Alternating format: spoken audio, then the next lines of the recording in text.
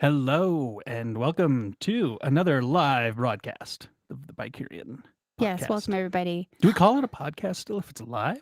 People do, but they also call it a podcast when it's not on Apple. And technically, it's an iPod audio cast is the full.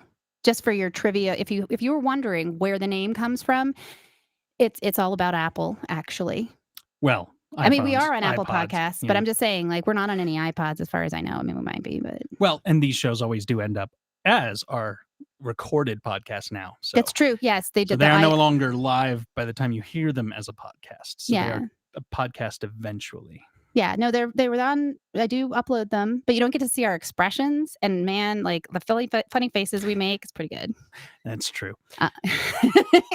So this week we decided to bring back our favorite senatorial candidate and friend of the show. Yes, I like that you're saying it that way because it's like maybe someday she'll run for public office again, and we'll all be better for it. So, Like I'm not saying I have an agenda. I just like have a dream. I have a dream. Well, so without further ado, let's bring Lorena on.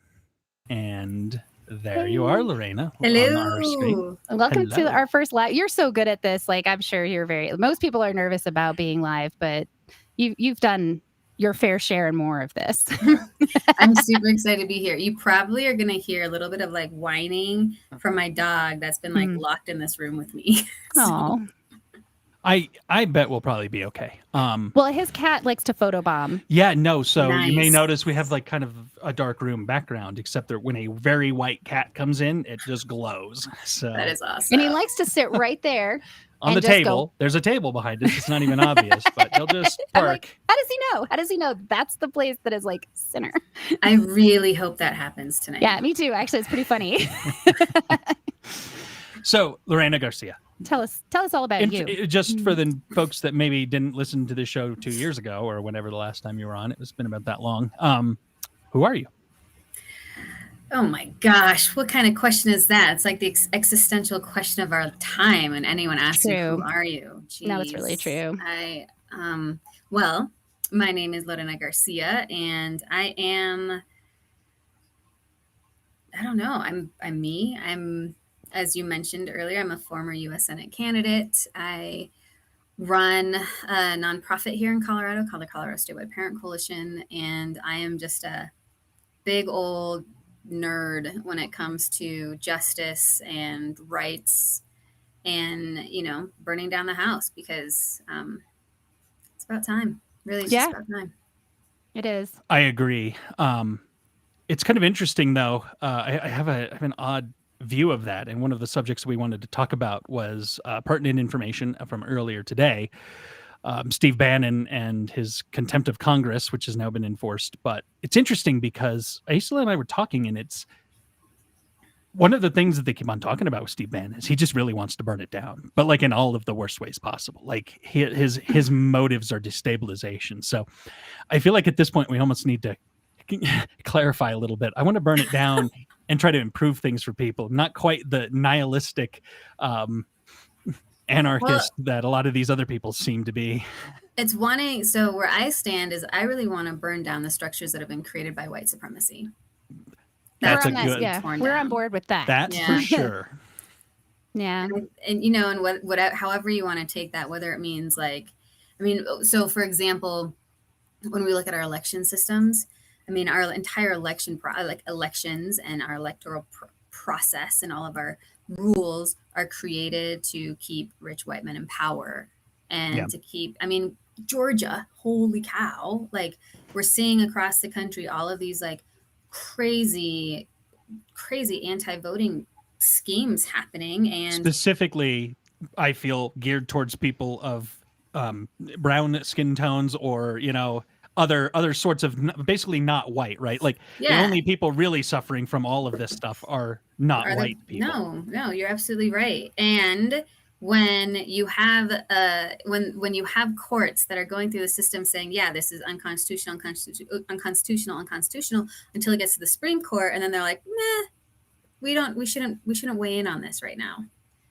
Then you're just kind of like, it's actually your job. Well, and let's be clear. I mean, I feel like it hasn't been the top of the news cycle, but it's currently being blocked in Congress right now. The attempts to pass a sweeping voting rights bill, which to John me, Lewis Act. if I am being honest, that I think is probably the most important legislation going right now. As much as I would love to see the economy do better and see things like Green New Deals and all of that, seeing the large spending package and all of that, to me, we're just having a completely different conversation if one side is no longer wanting to play by the rules of democracy that we have been trying at least to do.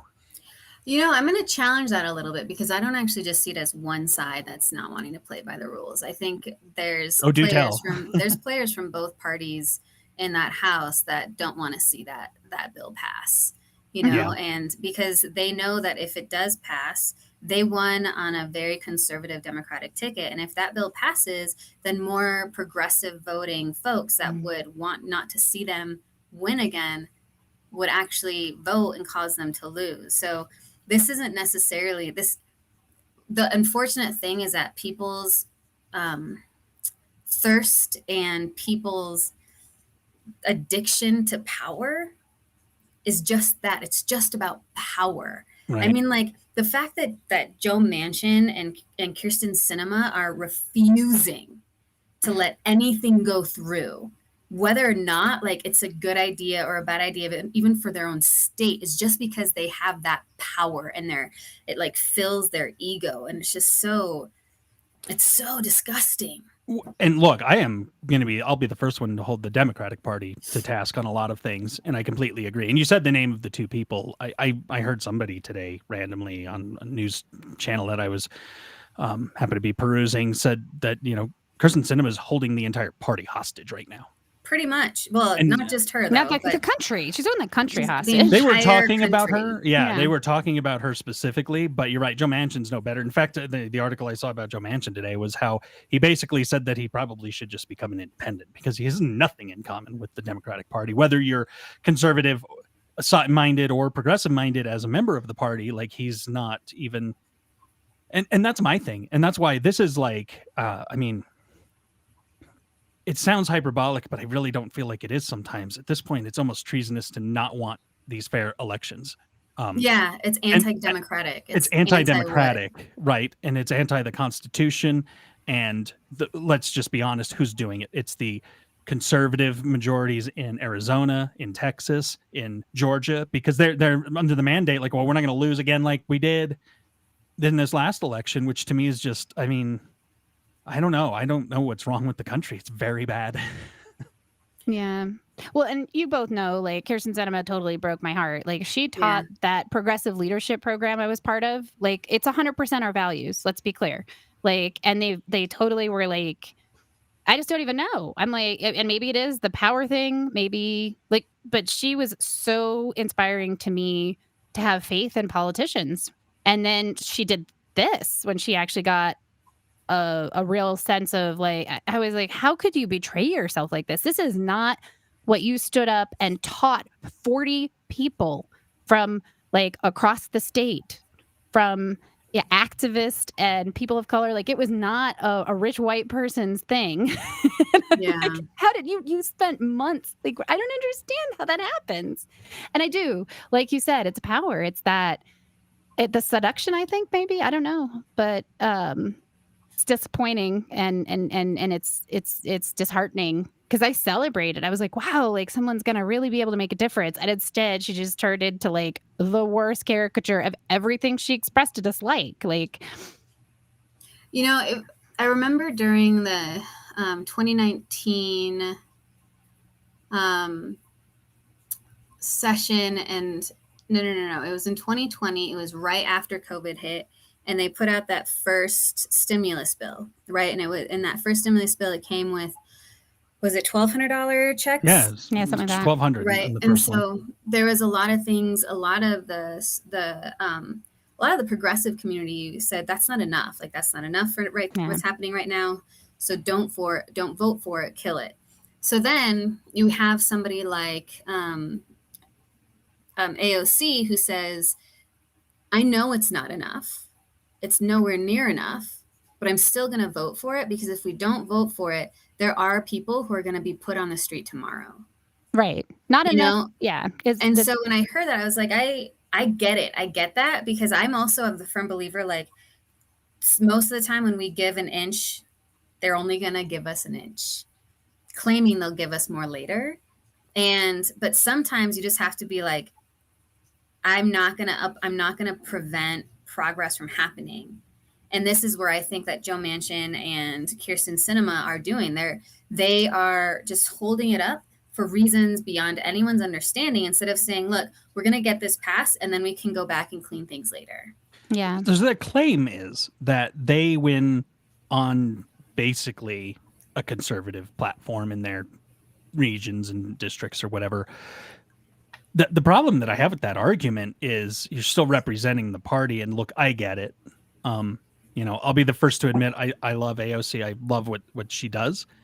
And it's extreme at times. Like, at some point, there's going to be compromises between that hyper progressive side and some more centrist thinking. I mean, Vicarian's model is an idea of trying to bring some of that stuff in so that we can have some more centrist thinking that makes sense and actually addresses issues. At this point, like, we're way off that track. Like, we're trying to defend democracy. But even that argument that, like, they're going to lose their constituency if they vote for that sort of thing. Like, who's going to be upset? Yeah, like, exactly. Then, I mean, have some morals or whatever. But the reality is that's such a false notion. I mean, like, looking back at their elections, for example, like, if Kirsten had taken this position back in 2018, she would have lost. Yeah. She would have made it through 2020. Yeah, no. And so, like, I think these are things where it's just like, they're so out of touch. They've completely lost touch with where they are, with who they're supposed to be representing. And then we get these gridlocks, and then we have other, Democrats or Republicans or whoever that are unwilling to actually use the tools at their disposal to be able to say, we're going to actually force some change through. Because, you know what, I'm sorry, there's a place, there's times to be good and friendly and try and work together. And there's times to say, you know what, just get the F out of the way. Yeah. Because you're only being an obstructionist. And the Democrats are just the worst, the absolute worst at using the tools that are within the Constitution to be able to protect the people. Yep.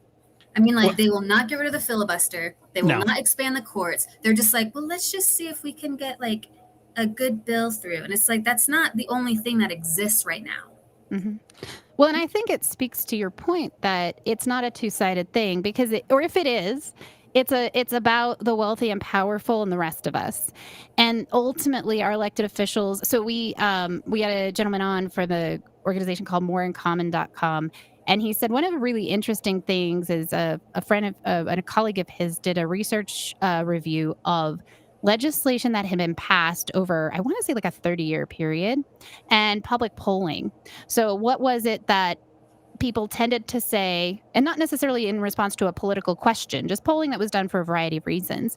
And there was almost zero overlap between election or legislation that was put forward by congressional people and the polls, right? Like what actually people want, right? And there was a marginal overlap. It was like 10% of it matched if you filtered for wealth. that about 10% of the legislation met the polling of the wealthy. And so it's like, right. And so like, and that was, and it was telling, right? Because it's like, oh, what we are not fighting. That's part of what happens. We fight each other. We get cut in this gridlock. And the reality is that all of us are in a system that demeans us and holds us down and feeds off of us. Like none of these Amazon wouldn't be anything without workers, right? None of it would be anything without us. Yeah. All the people. Yeah. But then they are demeaned. And so when we talk about the sides, like I look at this and I'm like, okay, the Democrats have a majority. And honestly, up until this January 6th commission and them actually saying, oh no, you don't get to just not come testify. It's the first time That I feel like they're actually holding people accountable and doing their job. Yeah, I'm genuinely shocked that, like, to be honest, to me, this is the first step since Trump got elected to actually start showing people, no, you will be held accountable, because we've not had any success with that for 4.5 years, almost 5 years now. Yeah, the Democrats haven't been any better than the Republicans at showing up for the people. They say things that I like better. And some of their excuses are a little easier for me to swallow sometimes. And the reality is that we need an overhaul in a big way. Yeah, we Which do. is why I supported a certain candidate. I don't know. Well, I think that there is also that piece of like, I too was pretty shocked to see the steps that the January 6th Commission took against Bannon. I was like, oh, they're actually like using what they have. They're actually like using a process that should be used right now, when they could have been using it in the last even in the impeachment trials. They didn't do this in the impeachment trials. No. For real, let's be clear here. No. And they should have, and they didn't. And it was, that's over. And they're finally doing it this one time. And I want to believe with my whole being that it represents a sea change. I don't know, but I really, like, I appreciated the comments they made and the way they were just very clear, like a regular citizen. Because that was my thing when, Barr wouldn't go testify. I'm like, I couldn't do that. I was like, I'm not doing my job. I'm not going to go talk to someone because I don't feel like it. That would never fly. Well, and let's be clear, because we were talking about this earlier. If you got a subpoena tomorrow and you did not go to testify or whatever that subpoena was, they can find you, they can arrest you, and they can lock you up until you actually participate. Like, it's one of the few cases where you can be incarcerated with no clear time that you will be let out without simply actually showing up in court and testifying. Wow, I didn't know that. That's the actual laws on if you ignore a court subpoena. That's the length of which they can actually punish you and force you to comply. So let's be clear that what's happening with Bannon right now is not even still close to what an average citizen would have to go through. And let's be clear that, he's trying to pull out, executive privilege or whatever. He is not different than you or I. In fact, he has a podcast just like me. There's no difference. There's no difference. Ours is better. I mean, fewer people. There's a difference. Well, and we're not using ours to start an insurrection, but small details. We're an undiscovered gem, for sure. But that'll happen. But no, I mean, and that's the thing. This idea, what Trump did is he painted a landing strip, and I'm terrified of it because you can literally just say no. I'm not going to comply. I'm not going to follow the law. I'm going to make up my own story. I'm going to tell people that story. They're going to follow me and act accordingly. And I mean, truth, law, justice, none of that matters. And that's where the January 6th Commission was like, they were re-centering it to, we have to establish the rule of law. And I feel like this is the right direction. Finally. I agree. I don't feel like the three equal branches are on the same boat. No. And I think that's something that, because we can see that whatever comes out of this January 6th Commission, people get charged, it gets referred to the Justice Department, all of these things, right? What happens if someone's just like, I just don't think this is constitutional, what they're doing to me. I think that they're violating my First Amendment right because I have every right to go and stand there with the Trump flag on at the state capitol and wave it around.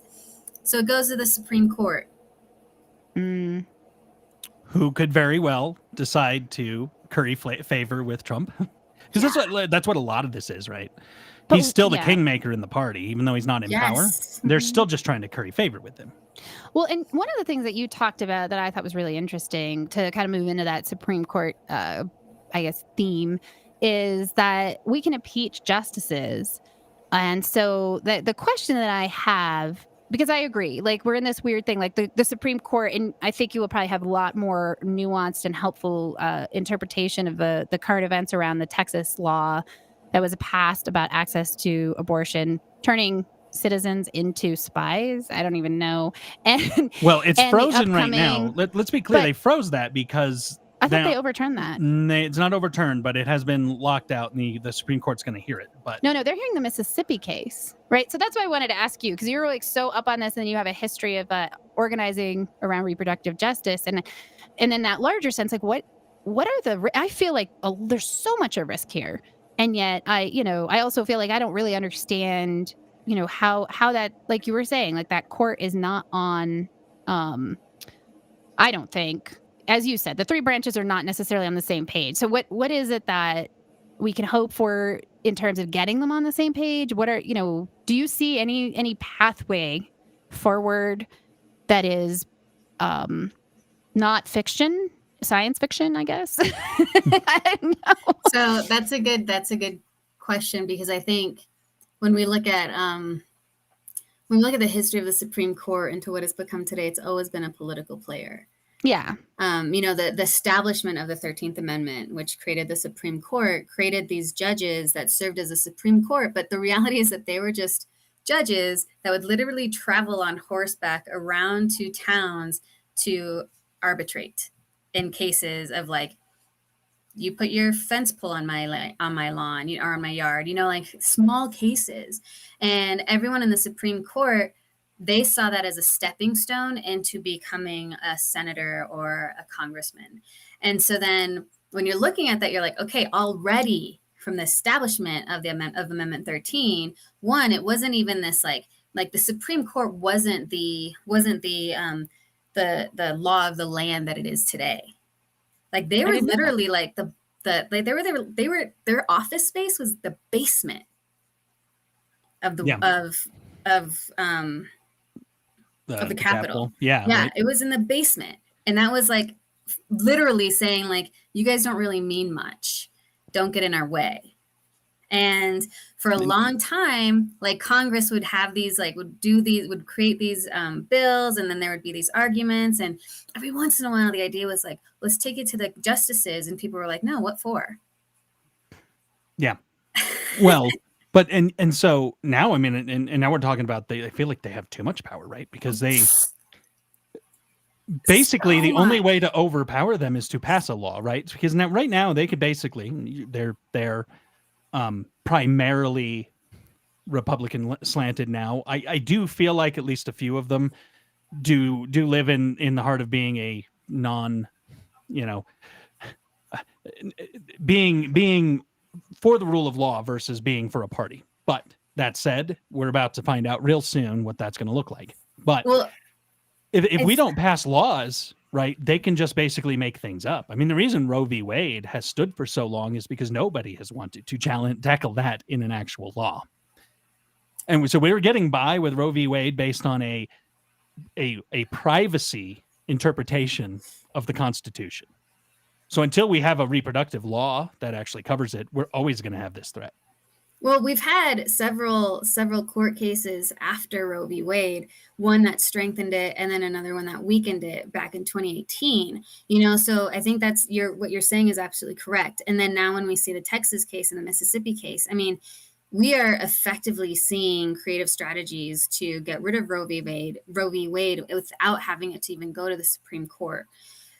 And I think one of the things that we have seen when Texas law came out is that Senators Bennett and Hickenlooper put forward a bill to codify Roe v. Wade, because they were like, wow, we could actually lose this. Let's do something to protect and preserve Roe versus Wade. But again, remember, this is just Roe versus Wade. This is maintaining the right to abortion. It's not creating access to abortion. There's very different things. It's the constitutional right that women have the right to receive abortions. And like I said, as far as I know, and maybe you know more about it, but it's based on kind of a flimsy interpretation of the right to privacy. Mm-hmm. And that being a constitutional promise on the 14th Amendment. But realistically, like, it's flimsy at best, because it's absolutely not about anyone having a right to do anything except have some privacy and what they can do with a doctor. Yeah, you're absolutely right. And I think that when we see this bill being proposed by these two senators, but we could also go down the row of like, really should have been two men that put their names on it, but whatever. When we go down this road and we're seeing, like, one, great. They're going to bring that forward. But is it real? Because the reality is that that's never going to go anywhere if those two senators also don't take a strong stance against the filibuster, which they refuse to. So then you're thinking like, okay, they're putting on a performance for us so that we think that they really actually care about women's or people who can get pregnant's ability to have to have an abortion. But if they were serious about it, they would do everything they could in their actual power to tear down the walls that prevent these actual life-saving policies from passing. And then thinking about if they don't get that done, holy cow, if they don't get that done, and maybe this is a strategy, right? Like, let's say when the Supreme Court reconvenes, they hear the case in Mississippi, and the Supreme Court says, yes, Mississippi has every right to do a 6-week, whatever it was, and then effectively Roe v. Wade is dismantled. Does that then motivate them to actually do something to get a bill passed, or then are they just saying, well, we can't without the filibuster? So then it's also looking at political strategy, which I think political strategy is such BS because it puts people at risk. Yeah. Oh, well, and let's talk about some political strategy, because back in the beginning of the Obama administration, the democratically led Congress controlling the House and the Senate and having a Democratic president decided that to get justices in, we could do away with the need to have a full vote and the simple majority could do it. Mm-hmm. Can we just say that we're paying the price for that now? Totally. So, on the one hand, I am not fully educated on this, but I would not want to see the filibuster go away and have that just turn around and bite us the next time we're not in control of the House and the Senate. I do think that some of these laws need to be passed immediately, and so I lean towards getting rid of the filibuster. But I also look at part of the reason we're in the position we're in is because, frankly, in my opinion, the Democrats got cocky and then we got kicked in the teeth for it. So my opinion of the filibuster is that it's completely anti-democratic. Not to mention, it's not a part of anything. Let's be clear. It's also a Jim Crow relic. Right, yeah. Exactly. It was established to prevent a vote for abolishing slavery. Right. And so it's a complete anti-democratic tactic. We elect people to these seats to vote on policy that impacts our lives. And when we allow a process like a filibuster to even prevent bills from being voted on. Because that's what's happening. It's not even that they're getting shot down. It's that they're not even going to actual votes. Yeah. And that's not democratic. Right. And neither is the power that chairs have. The fact that a chair of a committee can decide whether a bill that their colleagues bring forward even gets a debate, even gets heard. That's kingmanship. That's not democratic. There is so much power that exists that is created for minority parties to still have so much power. I'm going to make your day, Lorena. Look above Aicila's head. Oh my God. There he is. Yes. he has joined us. Yay. It's very Halloween-y. My cat loves to photobomb us in the very dark room. And since he's very white, he shows up so very brightly. So does he have a black tail? Welcome, Ghost. He has a black tail. It's there. He's piebald, so he's got a couple of spots and a black and white stripy tail, actually. So that's amazing. Anyway, I didn't want to pull us too far off track, but I figured you would enjoy getting to see the cat that joins us on occasion. But yeah, I think you're right. We need to really look at because that's a whole thing. In God we trust on our money. That's not an old thing. That's 60s, a very new thing. And honestly, when people are saying well, it could bite us in the butt later, and I'm like, it's biting us in the butt now. Yeah. Oh my gosh. It is doing it now. Right. This is what we're dealing with. And then the idea also is and so what? So what if the Senate loses the Democratic majority, then that's on the Democrats, and you're going to have to deal with it. Well, we know that we also know that we can trust the Republican Party about as far as we could probably throw any of them. Mitch McConnell literally in the last month of Obama's presidency said, well, we're not going to vote for a Supreme Court justice. Merrick Garland would be a Supreme Court justice, not DOJ. Not DOJ right now. And he wasn't even all that radical. Because they just said, we're not going to do this. And you know what? If it comes down to it, and let's say Ruth Bader Ginsburg randomly dies a month out, we would never do that. And you can hold me to that. That's what Mitch McConnell said with his own words. That was and he made 8 a months. That promise was 8 months 8 months before before. Obama's Right. presidency ended. Like, And he literally said, I would never do this, and you can use my words against me. And you know what? Why? It didn't matter. He did exactly that. And using his words against him did nothing. It's meaningless. So, Yeah. I mean, and that to me, I just want to get back to a place where I feel like the ethics matters. There's a concept of right and wrong, and somebody's word would matter. But I mean, it's so self-serving. Yeah, no, I mean, yes, that for that reason, I am leaning towards being fully in support of getting rid of the filibuster, getting some of these things into law. And then, maybe the American people need to learn that the government's not going to be as ineffectual without the filibuster. So their vote really does matter. And we can at least start crafting our country the way that it can be crafted and be functional. So, there's some things that I keep thinking about when I go back to, like, what are all the tools in the toolbox that the Democratic Party, or at least like those that are in office that actually care about people, could use. One, yeah, it's like, let's get rid of the filibuster. Do they want to? No. Number two, expand the courts. Mm-hmm. Expand the courts. It's something where it's like, when FDR was trying to get the New Deal passed, he got it passed. Somebody filed a lawsuit. It went to the Supreme Court. The Supreme Court voted it down. He's like, man, he put it through again. He knew it was going to go. He knew it was going to pass. It passed. He knew it was going to get a lawsuit again. So he said, well, you know what?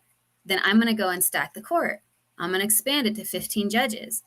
Just the sheer threat of expanding the court calmed those judges down, Because and they lose rejected power. to hear that case. Yeah. Mm-hmm. Now, and then so FDR didn't expand the courts. Now, was that a good thing or a bad thing? In my opinion, he still should have expanded the courts, Yeah. because it was still a conservative leaning court after that. He got the New Deal, great, but the court was still challenging him. Well, and that's the thing. Like, we stand on tradition, which is the dumbest reason to do anything most of the time, right? But we're standing on tradition, and most Right? of these things are not Feinstein. they're not even tradition, right? Like, they're tradition only if you were, not around 50 years ago when it happened. So, Well, and I think that's where the education piece comes in, and in that one of the things that I was talking to Lorena about a couple weeks ago was that we have actually this very small group of people in Texas that are in charge of the majority of our educational materials, and and so it's one of those situations where we look at our country and we think, oh, people have these different. Well, we are educating our people in a very slanted way, and then we have some like ways that we talk about education. So you're not educated if you don't draw the same conclusions that I do from the same facts, and that's a thing that we put forward often. Like, and so I think part of it is also education practices where we actually get the history that we need. People need to understand where the filibuster. I am a reasonably like curious person. I have people like you in my world that bring new information to me. I didn't know that. And it's not like it wasn't out there. It's just you can only catch so many things. And if we had more of a I would say at this point we need grounding in media literacy, we need critical thinking, we need I'm going to say this, critical race theory, and Yes. and factual history. We need to stop being afraid of the truth. We need to stop thinking that by acknowledging the full scope of who we are as a country, which includes us really doing some horrible things, that's a threat. Because the only threat to us as a country to be successful is to continue to live in this darkness, because you cannot overcome what you do not understand. And so until we actually comprehend, and obviously there are folks that comprehend some different things because they experience the atrocities, but I would say there's not really a general large scale understanding. And how can you can't own behavior. You can't move forward into a new hope, to quote a famous movie title. But you can't do that until you actually understand what needs to be dealt with. We have these amazing ideals of democracy and truth and justice for all, and they're fabulous ideas. We've never lived up to them. And that doesn't mean we shouldn't try. And the only way that we're going to try is by just facing it And yes, it hurts and it's scary and it's hard, especially for people who have lived in a massive delusion about how things are. And seriously, get over it. Like, just Hear, come on. hear. Let's move on into something better. Because you know what? We are all, like, people are, I don't want to talk about this. You know what? Nobody does. We're all done. We don't want to talk about it. We want to do something to make changes, make it better, and move forward. I feel like the way that our entire country was established, though, like, I agree 100% with you, Aicila. And I feel like looking at how individualistic our country is, you know, everyone is out for themselves and wants to do, like, only better themselves and improve themselves. And, you There's know, a certain amount of libertarianism that's built into our culture. at 100, yeah, absolutely. And so, and I think because of that, like, the idea of, like, comprehension and, you know, things like that, where it's like, well, if it doesn't affect me, then why does it matter to me? Mhm. Well, and honestly, I'm good with that in a certain way, right? Because I feel like that's where you get some understanding of, like, liberty in terms of, like, if you want to do things that are currently criminal, like if you want to have use drugs or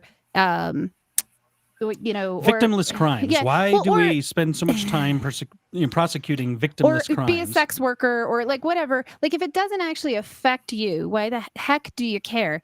And but for me personally, and this is one of my little soapboxes, is that the difference between freedom and entitlement is, do you want only the freedoms that you are interested in to be available? Or do you want people to actually have equal access? So, like, maybe I don't want to do sex work, but I want to have access to abortion. So, like that. So, if I don't support both, then what I actually want is entitlement. I want the things that I want for me and mine. If I want freedom, if I want a country that's based on liberty, then I have to be willing to support freedoms that I am not necessarily personally interested in.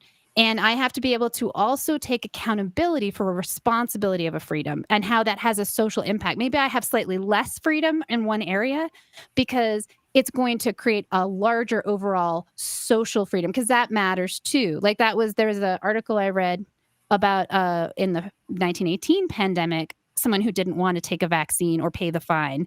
And the Supreme Court actually ruled, no, you have to, because the freedom of the community is as important as yours. And I feel that's the other thing that we leave out of our conversations. Like you were talking about the individualism, is we leave out the community's freedom, which should be also considered. And I don't think it should always win, just like I don't think individuals should always win. And at the same time, they both have to be part of that conversation for, in my opinion, to be about freedom rather than some form of entitlement. So there was this poll that came out a long time ago, and I imagine if we imagine if there's an updated poll, we can find it somewhere. But it was like basically asking people who identified as Latino, Latina, Latinx, where they landed on the right to abortion. 68% said it should be legal, even if I wouldn't choose it. When I think about that polling, I think about also just seeing how much more colorful, if you will, our country's becoming, right? We are seeing so many more people of color. I mean, and there's so many different projections, but like 2050, Latinos are going to be the majority in this country, you know, all of these different things. And I'm thinking maybe at that point, we're going to get to that concept, Aicila, that you just mentioned, because we will have people from other countries that are not determined as individualistic. They are more community oriented. Yeah. Right. And so then bringing those cultures, being able to shift things in this country, I think, because I don't know. Like, how else do we do it? Right. How else do we do it when it's so, just like you said, Erik, it's so like it's ingrained in our culture as that element of libertarianism. Yeah. And it is. And we are now living in a culture that is getting more and more religiously slanted, and that to me is equally as bad, because, you know, we're talking about Miguel and just in general, you know, we have a freedom of religion. You can be any kind of Christian you want to be. and we Every are. time you say that, I lose it. But you prove me wrong. But no, seriously, like that is kind of a big deal, that a lot of people's beliefs are thrown out of this idea of the separation of church and state. And so that to me also enters in. If your religious beliefs do not, involve you getting an abortion because you feel that it's wrong or whatever, then that's fine. But why does that have to affect everyone else? I mean, do we want to be a country that basically lives under the Christian version of Sharia law? Yeah. No one's going to do well with that. Women definitely do not do well in that world. And let's just say that any religion that believes in, a bearded white grandpa in the sky passing judgment on everything you do is never going to favor a lot of people. A bearded white man in the sky passing judgment. Well, and I also, I'm just very honestly pro-family and in a certain way pro-life, and not the way that it's been bandied about, because I feel you might not choose to have an abortion. I personally would, I feel absolutely like it needs to be available. And I know that if that was a situation, I mean, I'm older, not going to have a kid. If I were in that situation, I wouldn't do that. I would choose to go to an abortion clinic for sure. And in the larger sense, I feel very strongly that if you don't want to have a kid, don't have one. We do not need young people being raised in situations where they are resented, where the parents have said, I'm not ready. I'm going to trust you. If you're not ready, we see what happens. Right. And it's not like, and it's hard for me when folks, they talk about access to abortion in this way that's about sort of like almost making it like children are a punishment. And it's like, oh, you got sex, so you gotta like take out. I'm like, no, that's not. And then you talk about being pro-family or family values, like, but you're starting out with kids are a punishment. Like, I love my kids. I wanted to be a mom more than anything. And yeah, it was hard work. I had to grow up in ways I never expected. There was like, I tease my kids. I went to High School Musical 4 or something. It was the worst 2 hours of my life, and I'm never getting it back. But I did it, right? Like I showed up, and it was an experience I wanted to have. And I can't imagine doing all of that if I hadn't been in the place of saying, oh, this is the thing I want to take on. It's a big deal. And so it's very unsettling to me, because I feel like it is so disrespectful of like what it is to have a child and foster that human experience, and to show up and to like, but no, like you have to have them. I'm like, no wonder we have so many dysfunctional families and, things going on. Like people aren't being supported as parents from beginning to end, right? Like it's not just that. Like if you want to be pro-life, give us medical care, give like universal post-birth pro-life, post-birth pro-life, not being anti, government programs to support children that are born into low-income situations. The Republicans are just as quick to be anti-pro-life the minute that child is born. Yeah, it's like take care of them, like universal basic resources or income and I bet you that people would have nutrition and like actually take care of the lives that are existing. Here's an interesting philosophical argument. How many abortions could be prevented if a woman thought that they would have some support from a system should they choose to have that kid, instead of it just being completely on them to, wing it? Can we maybe rephrase that question, and how many abortions could be prevented if we only had equitable access to contraception? That too. Exactly. Yeah. I think there's so many different ways of looking at it, but they've made it about one thing. Yeah, it's just that one. You can't commit murder because they view it that way on the Republican side. But the reality is you can absolutely make sure that child and that family is miserable. You absolutely can say that the Pope doesn't agree with condoms, so therefore don't have sex or whatever. We create all of these traps, and then we have to debate the outcome of these traps that we've created. And it's not and what you said in the access thing I think is important. One of the things that I evolved around this. I come from a conservative background, and while interestingly, even when I was in a conservative anti-choice religion, I still felt like personal choice was important. I was just like, because I always had that feeling of, I really didn't think it was right to like force parenthood on anybody. And I don't want to be raised by someone that hates that I exist at any level.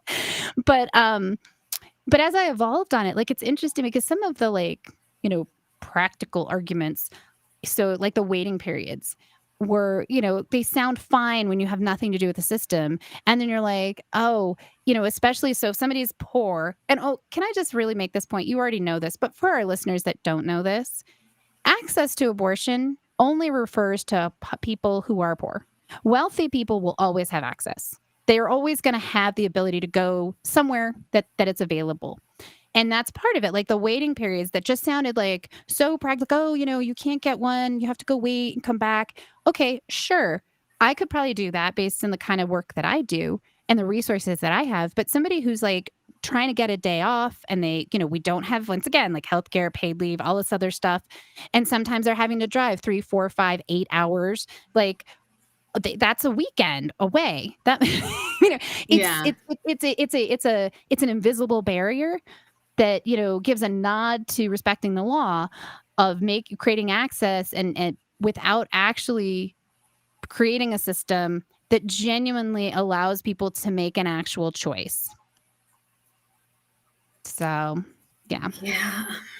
And I think, I mean, it'll be interesting to see what happens with the Mississippi case in the Supreme Court, because, I mean, Justice Coney Barrett turned down hearing the Texas case because she was like, this doesn't impact Roe v. Wade because it's not about state intervention.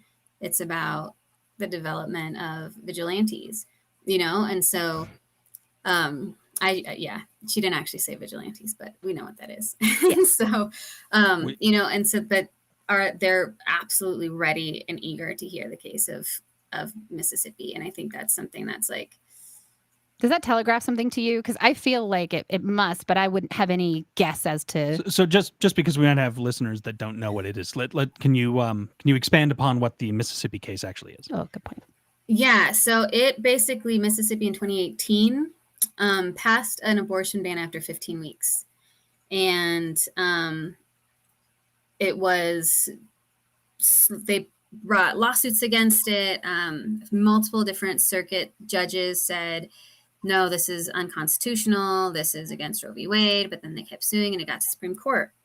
So now we just have to wait and see. They're going to hear it this Supreme Court session, which is from October to June or July, I think. Mm-hmm. And so, and that's only one of the major constitutional battles that the Supreme Court gets to hear. Like, holy cow, like it's abortion, it's religious freedoms, church and division of church and state, it's gun laws, it's you know, like there's so many issues that they're taking on that could dramatically transform our understanding of our Constitution. Yeah. Which to me sounds like we've created a situation now where the Supreme Court's about to start interpreting the Constitution. They're not. That's their job to an extent, to enforce it, but not change our collective understanding of what it says, correct? Well, it was established, right, just to enforce the law. However, over time, it was morphed into this body that is supposed to interpret the laws, the ambiguity that was created in Congress. And so while it shouldn't be their role, that's their role. They're supposed to read what's written in the law, what's written in the Constitution, and determine whether or not how it's written. That's why there's so many different quote unquote interpretations, right? There's those that read it like word for word for word. What are they called? Do you guys remember? I do. And it's totally, now that you've asked, it's great out of my head. The one, I know, right? Gorsuch is one of these. Hold on, I'll find it. Great. There's also the option. There's a interpretation of law that's based on society. That's where you get Sotomayor. That's where you had RBG, and then you have these different these different perspectives that are entering the courts that originalism. Yes, the originalists. So then you have these people that are entering the courts with these different perspectives. And when you have different perspectives, the only thing that exists is interpretation. Right. Mm-hmm.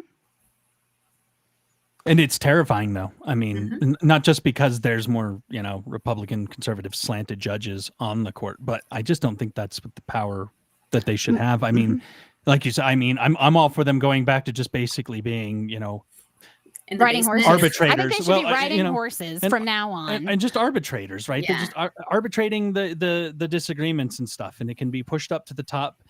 And look, we do live in a world that this wasn't again planned, but the idea of a court finding in favor of something and setting precedent, right? Precedents, there's nothing that says precedents actually exist. It just means that a lot of times people are not going to go against what another judge, especially the Supreme Court, has done. And in a lot of ways, because there's no point. Even if they think, oh, Roe v. Wade's BS, I don't care. If it gets pushed up there, theoretically, the court would agree with what it did once.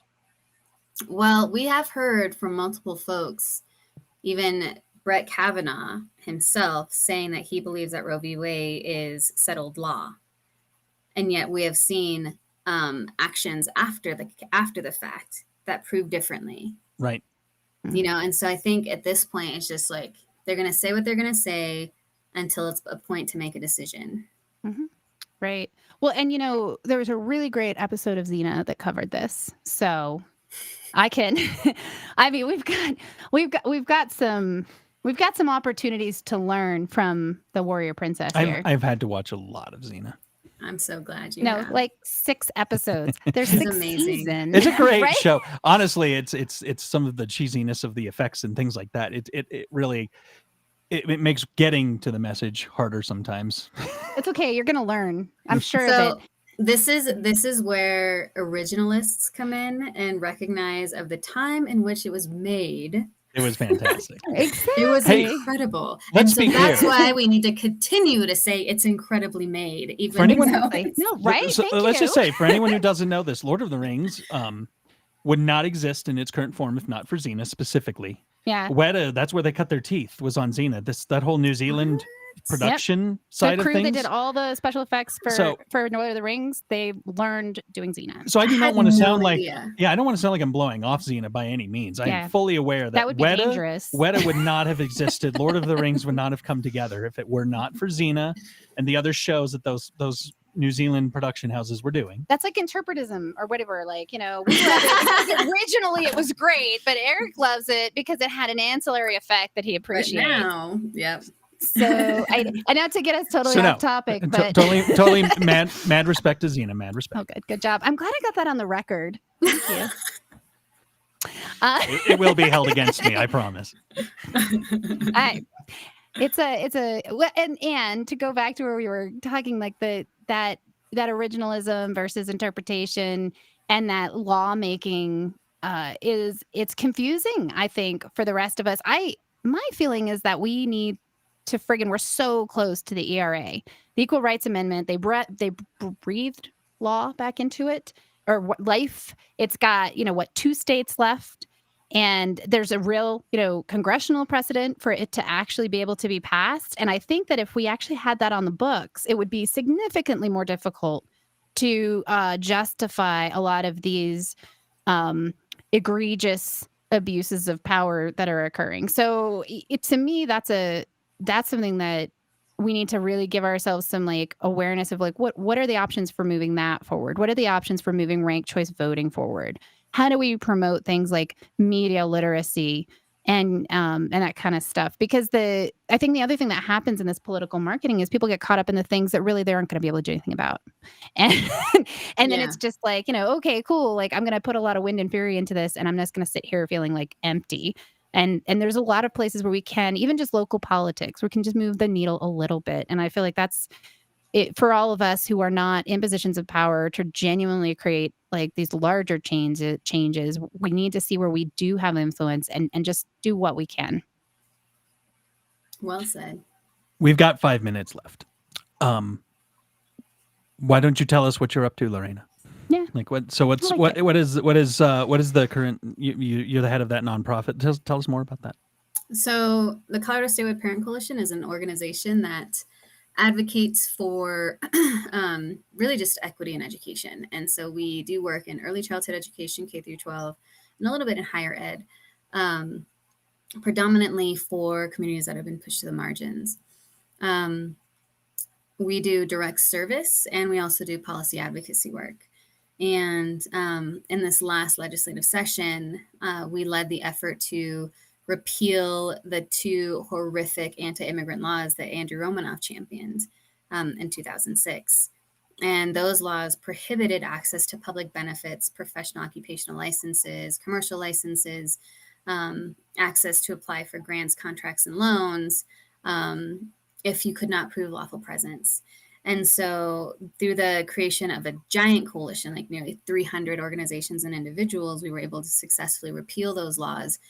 So the requirement of proof of lawful presence just doesn't even exist. So why does that matter to the parents, to the statewide parent coalition? Well, because part of the work that we do with early childhood is we train informal childcare providers to be super high quality and amazing. And many of them wanted to become licensed childcare providers. If you guys know, we have this like incredible childcare crisis, not enough childcare workers, not enough childcare slots, whether you call it licensed slots or just like how many grandparents actually want to take care of these kids as much as parents need them. And so many of the providers that we train don't have proof of lawful presence. And so they asked, they're like, what can we do to be licensed? We want to help. We want to take care of these kids, and we want to do it. We want to be licensed while we do it. So because of that, we decided, well, let's just take this on already. And instead of just making an exception to this horrific anti-immigrant law for childcare licenses, we said, let's just get rid of it. Let's just not even allow proof of lawful presence to be asked. If you live in this state, then you should be able to, if you need to, and if you're qualified to, apply for public benefits, apply for a license, contribute fully to our economy. Yeah, I think Yay. one of the Thank things you. I love about our platform is helping people get their platform out. We love having our guests on. We usually tend to agree with them. I am always happy to debate somebody I don't agree with, but I think with it's also preparation. important. Yeah. For everyone. But I really do think that it's important that, I want to use this platform to actually let people talk about what they're doing so that they can understand that, even though me and Aicila might not be able to directly do a lot of this stuff, part of what we can do is allow, supporting of that. And that's huge. Well, yeah. Because I don't know that other people that are listening to this, and even in the future, if it's the recorded version of the podcast, they'll be educated in knowing one more thing that's going on that they might at least be able to follow, support, appreciate, whatever. And what I was talking about earlier, get involved. Like maybe you can't do a bunch of stuff. You could go donate to Lorena's organization, volunteer. Yes. Like there's so many ways to participate in being a part of the change. And one of the things that I feel it's important to really acknowledge is that, as I said earlier, like, there's a power dynamic around institutional change. And we shouldn't take that on as individuals. Like, it's very demoralizing. But we can take on our ability to take actions in our lives and in our world that have the possibility of creating that movement towards institutional change that I think many of us would desire. So I do want to... This is how it happens. This is how it happens. So go check it out. I put a link, and I'll drop all the links that I put up here into the show notes so that it's easy to click on them, probably. I mean... who knows, but probably. And and next week, or not, we're taking next week off for a number of reasons. Holiday. Yeah, there you go. We're taking next week off. So we're back 2 weeks with Ornella Mata Figueroa. She's going to be talking about decivilizing. And the event's already up. I'm feeling pretty proud of myself right now. And so and she's just got a lot of really interesting perspectives to offer. And so I hope you'll tune in for that. And once again, if you're looking for Lorena, our Facebook page is pretty easy to find, has a lot of good information. And I follow it. So I'd probably pick Lorena over Zena. So, this gives you something. That's strong words. I know, right? Wow. And support our shows. Check us out on Patreon. That if we had $5 or $10 here or there, maybe we would get our hair cut. I don't know. And make sure you vote. vote Oh, before Yeah, November 2nd. voting time. Yep, It's yep. that time. So, well, Lorena, thank you so much for being on tonight.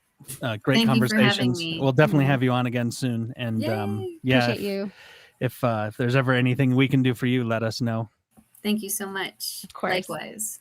All right. Well, thank you, listeners, and we look forward to seeing you on our next show. But in the meantime, yeah, go vote and stay safe, and we'll talk And to look you for all. your Bicurian moment. Yeah, we'll talk to you all soon. Bye, guys.